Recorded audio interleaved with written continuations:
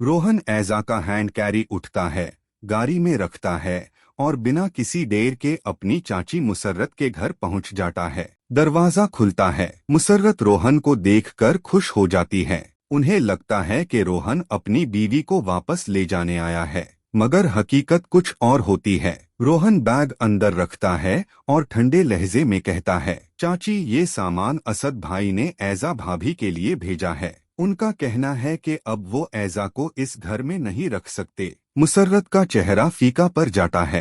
रोहन आगे कहता है, हमने बहुत समझाने की कोशिश की, लेकिन जो धोखा असद भाई को मिला है वो भूलना उनके लिए मुमकिन नहीं। मुसर्रत की आंखों से आंसू बहने लगते हैं। बेटा, मेरी बेटी ने जो किया उसकी सजा यही थी। असद जैसा शरीफ लड़का मेरी बेटी के काबिल नहीं था। रोहन वापस जाने लगता है, फिर रुककर कहता है, चाची क्या मैं अनाया से मिल सकता हूँ? मुसर्रत गहरी सांस लेकर कहती है, जब तक वो तुम्हारी निकाह में है मैं कैसे रोक सकती हूँ? वो अपने कमरे में है। रोहन कमरे में जाता है। अनाया उसे देखकर हैरान हो जाती है।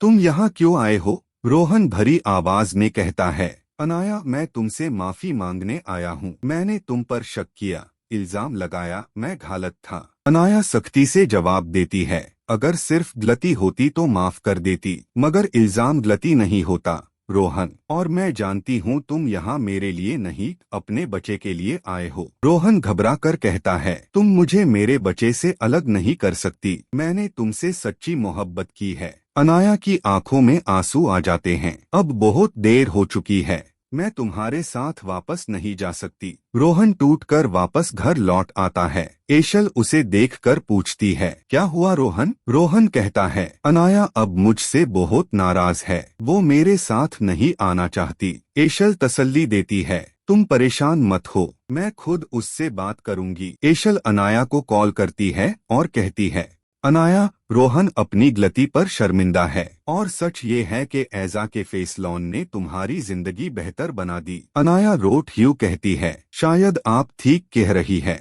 मैं अपने बच्चे को उसके बाप से अलग नहीं कर सकती। दूसरी तरफ अशर असद के कमरे में जाता है, लेकिन असद वहाँ नहीं होता। गार्ड बताता है, असद साहिब गुस्से में गाड़ी लेकर निकल गए हैं। अशर परेशान हो जाता है और असद को ढूंढने निकल पड़ता है। एशल कॉल करके कहती है, अशर घर वापस आ जाओ, असद भाई ठीक होंगे। अशर जवाब देता है, जब तक भाई को ढूंढ नहीं लेता मैं वापस नहीं आऊंगा। सवाल ये है, क्या असद किसी हादसे का शिकार हो चुका है या गुस्सा ठंडा होने के बाद खुद वापस आ जाएगा?